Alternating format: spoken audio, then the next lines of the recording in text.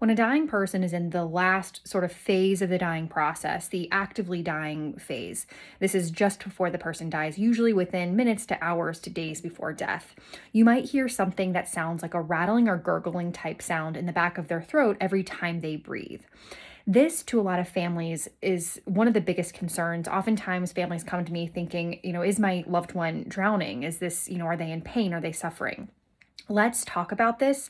One, I just want to say right off the bat, no, the dying person is not in pain, they're not suffering, and they're not drowning. Drowning is different than what we call terminal secretions, this rattling or gurgling noise.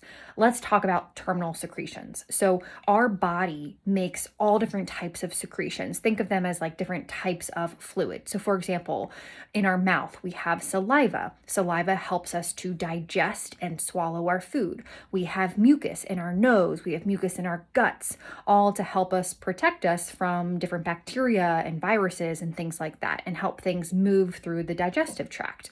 We have secretions in our esophagus. We have secretions basically all throughout the digestive tract to help protect us and move things along. When a person is dying and they've lost the ability to swallow, our bodies are still going to be creating all of these different secretions. So, saliva, for example.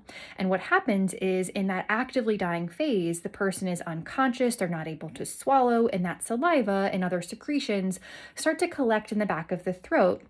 And every time that person breathes, you're going to hear that air passing over that collection of secretions, and it creates this wet sound, this rattle or gurgle sound. Now, I know for us as families, it's really hard to hear. It does not sound pleasant at all.